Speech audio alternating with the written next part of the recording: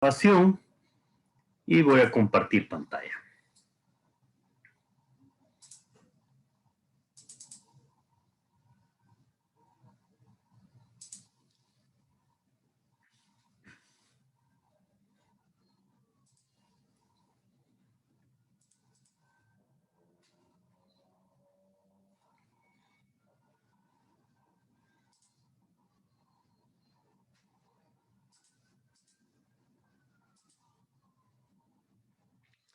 Bien, siempre solicitándole su ayuda para que me digan si tiene la pantalla completa, que no esté cortada y una sola, no dos pantallas, una pequeña y una grande, no, una sola. ¿Me avisan? Sí, Sí, se ve completo. Felix, se ve. Muy bien, excelente, gracias. Entonces, esta es la agenda para este día. En la clase anterior iniciamos con el caso de planeación de utilidades a corto plazo y hoy vamos a continuar y lo vamos a terminar. Y hoy sí se van a quedar con una tarea, con un laboratorio que está relacionado con la temática que vamos a tocar este día. Bien, vamos a hacer un repaso sobre este tema, ya que la última vez quedó cortado, ¿verdad? Decimos que el punto de partida de un plan completo empresarial inicia con el establecimiento de principios y valores, la visión, la misión, los objetivos, las estrategias y las políticas. Todos estos elementos son la base fundamental para estructurar el plan presupuestario. Entonces, iniciamos con un diagnóstico organizacional. Ese diagnóstico organizacional permite identificar las variables de la empresa. Y cuando hablamos de las variables de la empresa, entonces estamos hablando de, recuerden, oportunidades, amenazas, fortalezas y debilidades. Eso nos permite estructurar un estudio de mercado y poder conocer cómo es el comportamiento del entorno. Y es un elemento a considerar para el establecimiento del precio de nuestros productos. Y comenzamos entonces con la elaboración del presupuesto de ventas en unidades, ¿verdad? Así vamos a comenzar nosotros nuestro aprendizaje con el presupuesto de ventas. Luego vamos a elaborar el presupuesto de producción también solamente en unidades. Y la pregunta, ¿por qué en unidades? Resulta que no tenemos todavía los componentes ni para elaborar el precio de venta todavía, por eso lo elaboramos solamente en unidades, ni tenemos los elementos para conformar el precio de producción, el valor de la producción, el costo de la producción. Por eso que a medida que vamos avanzando con la elaboración de los presupuestos, es que vamos obteniendo la información que se necesita. Entonces, el presupuesto de producción necesita conocer de las compras de materia prima y también necesitamos conocer la política de inventario final de producto terminado, de igual manera el inventario inicial de producto terminado. El otro componente es la mano de obra directa. Y ahí es donde interviene desarrollo humano o recurso humano, en donde definen el requerimiento de personal y el número de horas que se necesitan trabajar.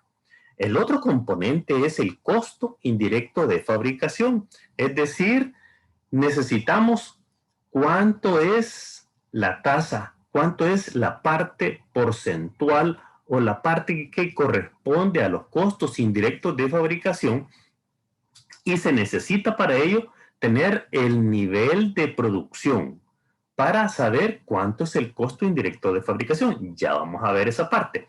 Muy bien. Entonces, estos tres componentes permiten elaborar el presupuesto de costos de materia prima. Aquí es donde vamos. Presupuesto de costos de materia prima. Nos permite elaborar el presupuesto de costo de mano de obra y el presupuesto de costos indirectos de fabricación.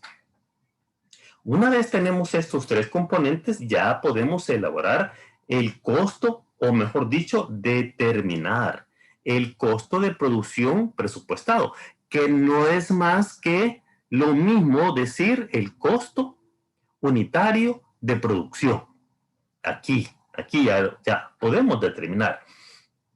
Con ese valor, entonces ya podemos determinar el presupuesto de producción en unidades monetarias. ¿Por qué? Porque ya tenemos los tres elementos del costo aquí. Bien, como se trabaja con costos estándar, vamos a determinar una variación, ¿verdad? Una variación acá. Y esa variación viene dado por los inventarios, por el presupuesto de inventario de productos terminados, y aquí están los costos estándar, miren ustedes. Es decir que se trabaja con costos estándar para materiales, para mano de obra y para costos indirectos de fabricación. Voy a explicar rápidamente esto de los costos estándar. Los costos estándar es una metodología para establecer cuánto nos cuesta la elaboración de un producto en concepto de materiales, aquí, por ejemplo. Y entonces lo que se hace es cuánto, por ejemplo, de una yarda, cuántas partes de un producto se necesitan, cuántas partes de un todo, de una parte de un todo se necesita. Y así es como se determina el estándar de material. La cantidad específica de material. Con el estándar de mano de obra, de igual manera se establece en horas. ¿Cuántas horas, hombre, se necesitan para realizar el proceso de elaborar una unidad? Entonces se determina en horas. Puede ser, por supuesto, minutos, ¿verdad? Es decir, tiempo parcial de una hora, pero se establece un estándar. En ese estándar también se incluye todo lo que es prestaciones y salario en este costo estándar de mano de obra. De igual manera, para establecer el estándar de costos indirectos de fabricación, igual se necesita una metodología y vamos a aprenderla y se sustenta en el costo estándar de mano de obra y en el nivel de producción. Esos dos componentes se necesitan para determinar el estándar de costos indirectos de fabricación. Muy bien. Terminamos por este lado. Bueno, y lo que ocurre es que con todo esto lo que se determina es el costo de ventas. ¿Cuánto nos cuesta los productos que están listos para vender? Y por el otro lado, nos vamos al otro lado, el otro extremo. Una vez que nosotros ya tenemos determinado el costo unitario de producción y el costo unitario de los gastos, que es otro componente que vamos a necesitar para elaborar el precio de ventas, más el porcentaje de lo que es la política de la empresa necesita o quiere, digamos, el porcentaje de utilidad que desea, que quiere, pero siempre debe tomar en consideración el estudio de mercado, porque no puedo salirme del precio de mercado porque no voy a vender mi producto. Entonces, ya puedo elaborar mi presupuesto de ventas en términos de dinero, ¿verdad? Y eso ya me permite generar los ingresos en términos monetarios para el estado de resultados, ¿verdad? Y también recordemos que una vez teniendo los ingresos, tenemos las entradas de dinero y esos son elementos que se necesitan para el cash flow o flujo de caja o presupuesto de caja que se le llama. De igual, presupuesto de caja, presupuesto de tesorería y también se le conoce como cash flow. Entonces, ¿qué más? Ah, bueno, tenemos las salidas de efectivo y esas salidas son debido a que hacemos compras de materia prima, hacemos pago de salarios y también aquel montón de gastos pequeños, ¿verdad? Que se necesitan para completar la elaboración de los productos. Eso genera salidas de dinero. También hay que pagar las obligaciones financieras, ¿verdad? Si tenemos préstamos, hay que pagarlos. Entonces eso representa salidas. También veamos qué más tenemos por este lado. Aquí tenemos los gastos de administración, los gastos de venta y también tenemos los gastos financieros y la depreciación. Pero recordemos que la depreciación es un escudo fiscal. La depreciación no genera salida de dinero, ¿verdad? Esto no se considera en el cash flow. Lo que sí se considera un gasto porque es un escudo fiscal y es un escudo fiscal porque nos permite pagar menos impuestos, ¿verdad? Muy bien. Ok, estos son elementos entonces del estado de resultados. Bien, esta información que es generada en esto nos permite elaborar un balance general proyectado, un estado de situación financiero proyectado que se integra, ¿verdad?, de activo, pasivo y patrimonio. Muy bien. De hecho, las inversiones cuando se generan es una salida de dinero, ¿verdad? ¿Por qué? Porque vamos a admitir otro estudiante en este momento. Porque las inversiones son salidas de dinero, pero debemos registrarlas en el activo al cierre del año. Si esas inversiones no se vencieron, debemos registrarla ¿dónde? En el activo, en inversiones temporales, en el activo corriente si es para vencimiento de hasta un año. Muy bien. Ok, esto es, fíjense, todo cómo se comporta el presupuesto empresarial en una empresa. Muy bien. Pasemos ahora a la información de la empresa, compañía manufacturera XY. Recuerden ustedes que el nuevo gerente que ha sido contratado pidió información financiera al contador y esta es parte de esa información que fue provista. Importante es que ustedes como gerentes financieros o como gerentes generales soliciten información. Soliciten información para tener una idea bien completa e íntegra de qué es lo que está pasando en esta empresa. Y aquí tenemos el estado de resultado de 1, 2, 3 años. Y aquí lo que ocurre es que esto se hizo en septiembre y hacen una proyección a diciembre del año N, ¿verdad? Entonces, ¿qué es lo que se observa acá? Las ventas. Bueno, las ventas, hay un crecimiento de las ventas, pero importante esta es una empresa colombiana. En Colombia tienen inflación. Y fíjense que la información que nos dice es esta, las ventas muestran un crecimiento promedio anual inferior al 20%. Aquí tengo hecho yo el cálculo para determinar ese incremento, esa tendencia. ¿Cómo se determina una tendencia? Aquí está. Miren, se toma el año N-1 primero y le resto el año N-2, que es lo que se ha hecho acá. Entonces es 205.9, aquí está, menos 175.2, estos son millones, ¿verdad? Y entonces nos dice que hay una diferencia, un resultado 1 de 30.7 millones, que las ventas aumentaron en 30.7 millones. Ahora lo queremos saber en término relativo, es decir, en término porcentual. ¿Qué es lo que se hace? Buscar una respuesta 2. Y lo que hacemos es dividir la respuesta 1, que es 30.7, entre el año base, año n-2, que es este, mire, 175.2. Y entonces nos dice que hay un 17.5%. Ese es el incremento porcentual del año n-1 con respecto al año n-2. Ahora hay que calcular el otro. Aquí lo que sucede cuando confrontamos septiembre del año n con el año n-1, nos da un porcentaje que es válido, ¿verdad? Pero ellos hacen una estimación al cierre de diciembre. Al cierre de diciembre, entonces sí, la tendencia es del 17%.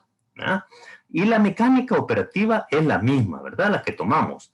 El año M-1, este es año, vamos a ver, año N. Veamos aquí, 252.2, aquí está, menos 215.6, el año base.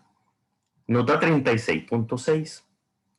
En términos porcentuales, cuando lo dividimos, ¿cuánto representa 36.6 con respecto a las ventas del año N? Entonces ahí nos dice, mire, representa un 0.1698.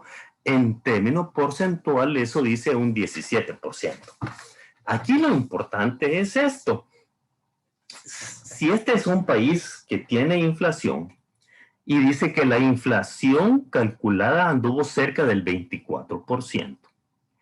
Y la tendencia del crecimiento promedio anual es inferior al 20%. ¿Qué quiere decir? Que en realidad las ventas han ido disminuyendo. ¿Por qué? Porque al menos debería de ir aumentando la tendencia cerca del 24%, para decir que las ventas están incrementándose, pero no, las ventas están disminuyendo porque la inflación es mayor al porcentaje de la tendencia. Importante es que ustedes puedan entender y comprender cómo se calcula la tendencia, ¿verdad? Porque en el laboratorio vienen unos 2 o 3 ejercicios orientados a determinar este porcentaje. Muy bien. Si hay preguntas, pueden interrumpirme, porque importante es que ustedes entiendan bien esta parte. Ok, sigamos. Continuando con el análisis, aquí lo que tenemos, fíjense, este es un estado de resultados, pero permítame, no pasé la página, voy a pasarla. Este estado de resultados está estructurado para hacer un análisis vertical y nos permite analizar el comportamiento de los resultados anuales. Para eso recuerden, ¿verdad?, que siempre se comienza con el 100% de los ingresos en cada año.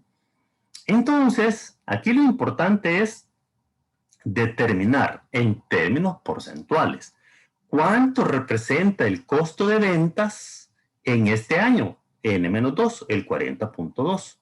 ¿Cuánto representa aquí? 43.8. Y aquí 48.6, aquí 48.1. ¿Qué está indicando? Que el costo de ventas está incrementándose todos los años.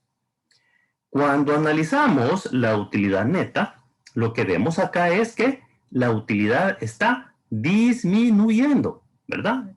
Entonces, por eso es importante y es valioso un análisis vertical del estado de resultados. Entonces, resulta que los márgenes de utilidad muestran entonces una tendencia declinante, ¿verdad? Ya vimos por qué. Porque va del porcentaje 4.9, del 100% de los ingresos le está quedando solo 4.9%. Y a diciembre finalizará con 3.6. Entonces es una disminución progresiva de la utilidad, ¿verdad?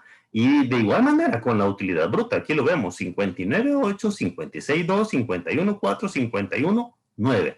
Una disminución progresiva, una disminución constante. Ok. Sigamos. Aquí lo que tenemos es un estado de situación financiera y nos presentan de igual manera 4 periodos. Y entonces tenemos que irnos a los elementos más importantes, ¿verdad? Por ejemplo, tenemos el comportamiento del inventario de productos terminados. Veamos acá.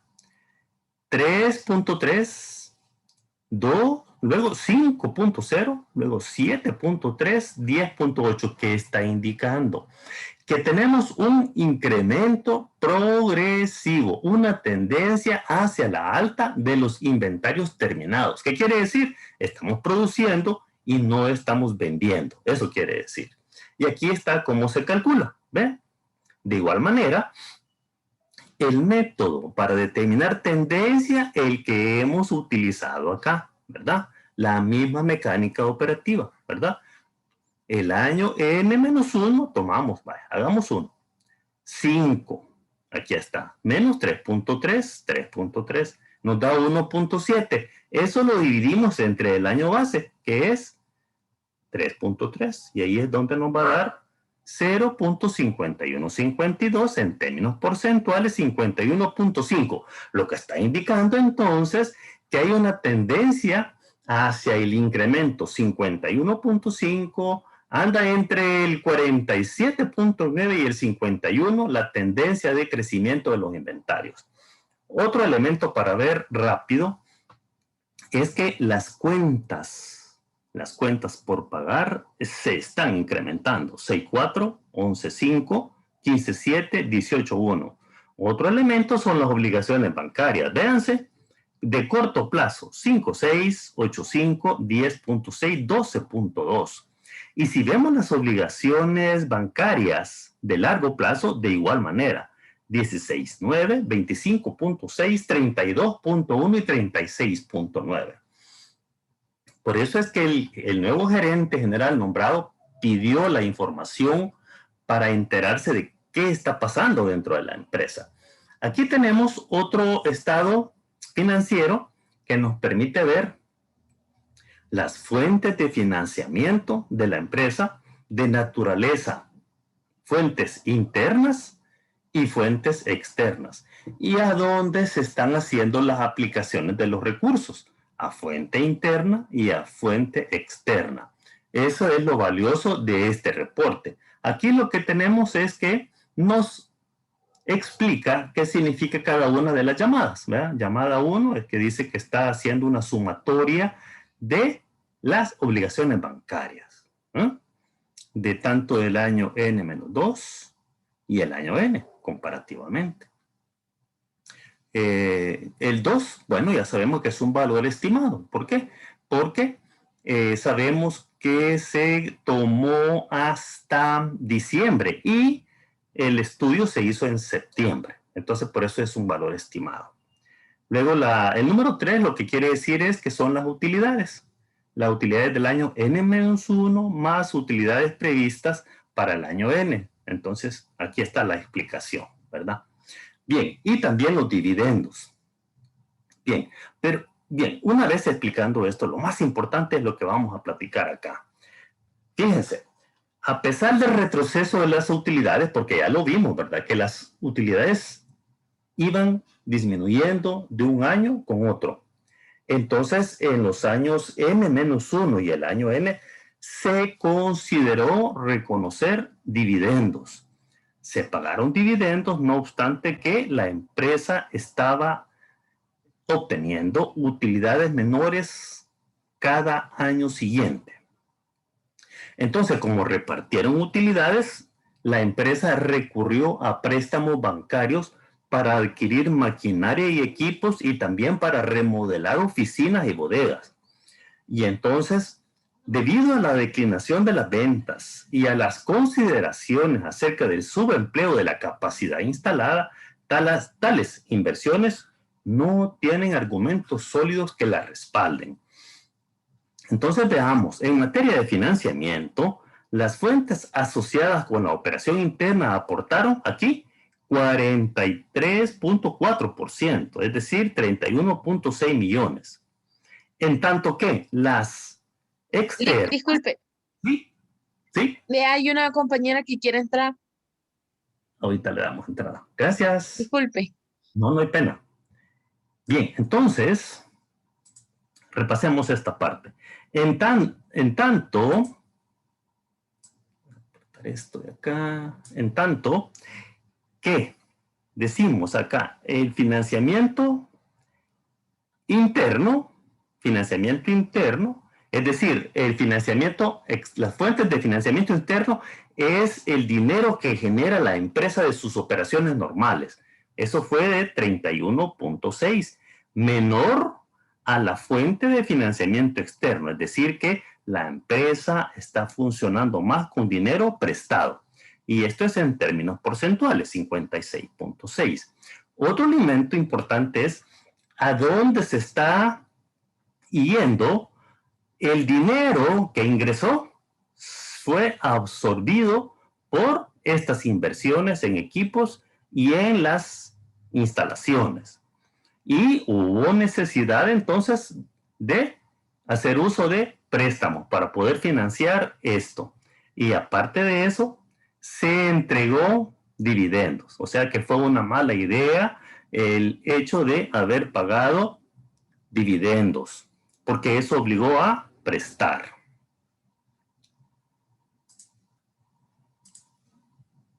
Bien, veamos. Aquí lo que tenemos es un análisis financiero. Vamos a irnos a los elementos también más importantes, pero importante es que ustedes entiendo que ya conocen esta herramienta, pero vamos a ver la rotación de inventario de productos terminados. Productos terminados, rotación de productos terminados. Aquí lo que nos está diciendo es que inicialmente la rotación era de 17 días la rotación y está pasando a 24 días la rotación de inventario de productos. Ya lo vimos y es que está aumentándose los inventarios de productos terminados. Otro elemento es la situación de liquidez, porque tenía en este año $2.26 para hacerle frente a cada dólar que debía en pasivo corriente. Y está cerrando el año N con 1.64. La liquidez está disminuyendo drásticamente. Y cuando aplicamos la razón ácida, es aún mayor el problema. ¿Por qué? Porque comenzó a obtener $1.26 de dinero efectivo más inversiones temporales para enfrentar el pasivo corriente. Y ahora que ocurre el cierre del año N, solo tiene 68 centavos. No alcanza a cubrir lo que debe a corto plazo. Bien, ¿qué más? El problema de recuperación de la cartera. Aquí está. Fíjense. Aquí comenzó con 45 días para recuperar la cartera y está cerrando con 61 días a septiembre y 49 días. El problema acá es que la política dice que debe dar crédito a 30 días. No se está cumpliendo. Muy bien. Entonces, el gerente al final recomendó elaborar un diagnóstico estratégico y señaló la importancia de elaborar un sistema presupuestario. Y entonces, ¿qué incluye la elaboración del diagnóstico? Definir la misión, la visión, formular objetivos, tanto generales como específicos, formular estrategias, formular políticas. La política de ventas dice que el 40% va a ser crédito y el 60% estricto contado. Es decir, que él comienza a establecer las políticas y define el precio. Él define el precio para cada producto. Producto A dice 4.200 y producto B 8.000. Nosotros lo vamos a hacer de otra forma y yo lo voy a explicar. Pero lo importante es que vamos a seguir estas dos formas para que vayamos entendiendo los dos mecanismos. También definió la política de inventarios de productos terminados. Es decir, es necesario que la empresa defina al final de cada año cuánto quiere que termine en producto terminado en la bodega, listo para vender para el siguiente año. Entonces él viene y dice que será para respaldar las ventas del primer trimestre del siguiente año. Y estima que serán iguales, dice, a las ventas del cuarto trimestre. Entonces, lo que venda en el cuarto trimestre, eso será entonces lo que debe tener en inventario final esta empresa. Otra política, el inventario de materia prima. Entonces, él dice, sugiere mantener el inventario igual a un consumo previsto de 45 días. Hay que definirlo como política. Al cierre del año, es una política. Política de compras, dice que se va a recurrir a fuentes de abastecimiento que por lo menos le den 30 días de plazo para pagar. Y la política crediticia, dice él, 30 días. Y la política de los costos indirectos de fabricación debe considerarse, dice, las horas hombre requeridas por los productos A y B. Este es el método que vamos a conocer, vamos a aprender a hacerlo. Bien, y aquí tenemos la información. La empresa utiliza los costos estándar, ¿verdad? Muy bien, ya vamos a llegar ahí. Estamos en los pronósticos. ¿Cómo hacen para determinar ellos los pronósticos? Lo hacen a través de la fuerza de ventas. La fuerza de ventas, a través del conocimiento y la experiencia de su mercado, es que ellos establecen las ventas. Y ellos dicen, vamos a vender 40,000 unidades para el producto A y 20,500 unidades para el producto B. Y lo determinan por trimestres. En este caso tenemos trimestres y que vienen dados por montos diferentes, ¿verdad? O sea, las ventas no son homogéneas en cada trimestre. Y luego determinan el consumo estándar. Esto es lo que yo me refiero con el consumo estándar. Resulta ser que para fabricar el producto A y el producto B necesitan de 3 materiales. Material X, material Y y material Z. Y estas son las unidades de medida. De X son metros, de Y libras y de Z son piezas. Y entonces el consumo por producto dice, vamos a necesitar 2 metros de X, 2 metros de X para B, y que el costo unitario del material es de 210 por metro. En el caso de Y son libras. Para A no vamos a necesitar. Para A, para B vamos a necesitar 2 libras. ¿A cómo? A $400. Y son piezas. ¿Cuántas piezas vamos a necesitar? Una de Z. ¿Cuántas piezas acá? 3 de Z. Y vale 720 cada pieza. Estos son costos estándar. Y estos se deben determinar antes de elaborar los presupuestos. Y tenemos también los costos estándar de la mano de obra. En este caso, la empresa utiliza 3 procesos. Proceso de moldeado, proceso de ensamble y proceso de empaque. El producto A requiere de 0.1 horas de moldeado. El producto B requiere 0.2 horas de moldeado. El costo por hora es 860. Para ensamble, 0.3 hora, 0.3 de hora y 0.4 de hora. El costo, 820. Empaque, 0.1 de hora y 0.1 también en el B, $800 la hora. El costo por hora ya incluye lo que se refiere a prestaciones laborales y salarios. A eso se refiere un costo estándar. Y aquí tenemos la fórmula que se utilizará para establecer el costo indirecto de fabricación por cada unidad. Aquí lo tenemos. Siempre se deberá tener una estimación de los costos indirectos de fabricación anuales. Y eso lo vamos a multiplicar por las horas de mano de obra que vamos a determinar acá de cada producto. Si es de producto A aquí, dividido entre el total de horas de mano de obra. Todo esto lo vamos a dividir en la producción requerida. Por eso necesitamos el total de unidades a producir. Y esta es la fórmula. Entonces, con toda esta información, estamos listos para iniciar la elaboración de las 11 cédulas.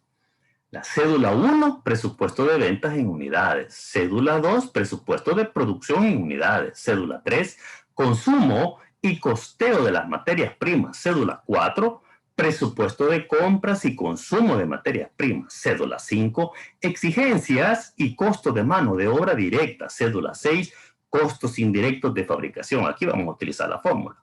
Cédula 7, costos estándar de los productos A y B, es decir, los costos unitarios. Cédula 8, presupuesto de producción en dólares. Cédula 9, presupuesto de gastos de operación. Cédula 10, determinación del precio de ventas. Y cédula 11, presupuesto de ventas en dólares. En la próxima clase vamos a iniciar con el presupuesto de ventas en unidades. Ahorita, aquí terminamos con la clase de este día.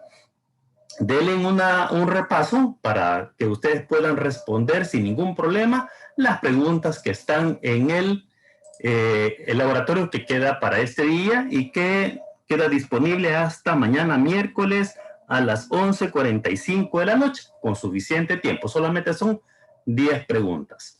Si tienen una duda, todavía tenemos 30 segundos. Gracias, Lee. Bueno, jóvenes, nos vemos el próximo jueves con el presupuesto de ventas. Les sugiero, traten de no perderse ninguna clase en adelante para que vayamos entendiendo, porque todo es un proceso y el presupuesto de ventas, comenzamos ahí y esa información se necesita para elaborar el presupuesto de producción y en todo lo que continúa se necesita esa información. Así que traten de no perderse ni una clase, jóvenes, y nos vemos el jueves. Hasta luego. Gracias, Gracias. Buenas noches. Gracias, Lee. Buenas noches. Buenas noches. Buenas noches. Gracias, Lee.